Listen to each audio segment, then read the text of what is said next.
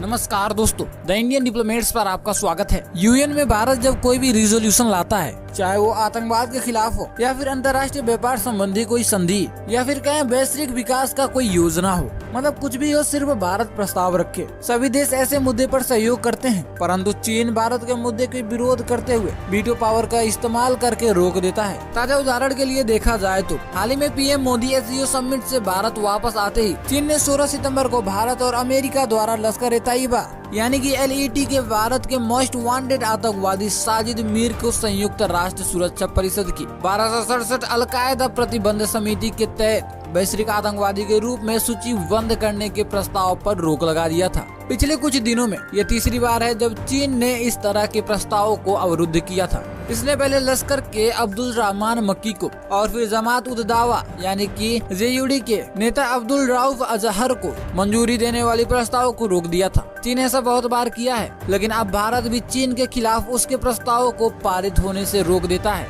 मतलब पहले चीन भारत के प्रस्तावों पर पानी फेर देता था, लेकिन अब भारत भी चीन के ही भाषा में उसको जवाब दे रहा है। भारत भी चीनी प्रस्तावों को अंतर्राष्ट्रीय मंच पर रोकने में कामयाब हो गया है। लेटेस्ट खबर ये है कि भारत ने अंतर्राष्ट्रीय परमाणु ऊर्जा एजेंसी यानी कि IAEA के आम सम्मेलन में ऑस्ट्रेलिया, यूनाइटेड किंगडम और संयुक्त राज्य अमेरिका के बीच एक त्रिपक्षीय सुरक्षा संधि AUKUS के खिलाफ एक प्रस्ताव पारित करने के लिए बीजिंग की योजना को विफल कर दिया। 26 से 30 सितंबर 2022 तक वियना में एक सम्मेलन आयोजित किया गया था। चीन ने 30 सितंबर को AUKUS के खिलाफ अपने प्रस्ताव को वापस ले लिया, यह महसूस करते हुए कि उसके प्रस्ताव को बहुमत का समर्थन नहीं मिलेगा। हालांकि उसे 28 सितंबर को अपनी इस छोटी सी सफलता के बारे में एक लेख प्रकाशित करने के लिए ग्लोबल टाइम्स मिल गया था। सूत्रों के अनुसार भारत ने अपनी कुशल कूटनीति का इस्तेमाल किया और यह सुनिश्चित करने में महत्वपूर्ण भूमिका निभाई कि कई छोटे देशों ने चीनी प्रस्ताव के खिलाफ स्पष्ट रुख अपनाया है। वियना में IAEA भारतीय मिशन ने कई IAEA सदस्य देशों के साथ मिलकर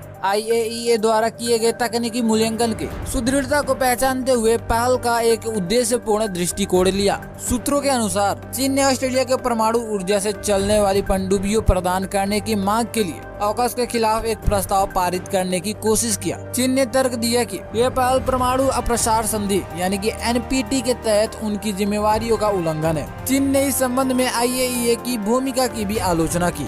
IAEA के सामान्य सम्मेलन में इस मामले पर विचार विमर्श हुआ, जहां रिपोर्ट्स के अनुसार पश्चिमी राज्यों ने ज्यादातर AUKUS भागीदारों और IAEA में विश्वास व्यक्त किया, जबकि विकासशील राज्यों ने अधिक पारदर्शित और अप्रसार आश्वासनों की आवश्यकता को रेखांकित किया। 23 अगस्त 2022 को महानिर्देशक को चीन जनवादी गणराज्य के स्थायी मिशन द्वारा प्रस्तुत एक अनुरोध प्राप्त हुआ, जिसमें NPT के तहत सभी पहलुओं में AUKUS और इसके सुरक्षा उपयोग के संदर्भ में परमाणु सामग्री के हस्तांतरण नाम का एक आइटम को शामिल करने का अनुरोध किया गया था। भारत AUKUS के खिलाफ चीनी प्रस्ताव को निरस्त कर दिया है, परंतु वेस्टर्न मीडिया का इसको लेकर कुछ खास प्रतिक्रिया नहीं आया है। ये वीडियो बनाते समय तक AUKUS के किसी मंत्रालय से कोई ब्रीफिंग सामने नहीं आया है। न्यूज आर्टिकल में छाप रहे हैं कि रिपोर्ट्स के आधार बनाकर किसी ने भारत की इस कदम से AUKUS सदस्य देश खुश हैं। बाकी इस पे आपका क्या राय है, हमें कमेंट करके जरूर बताइएगा। ऐसे ही अपडेटेड रहने के लिए चैनल को सब्सक्राइब कर बेल नोटिफिकेशन कॉल पे सेट कर लीजिए। मिलते हैं अगले वीडियो में।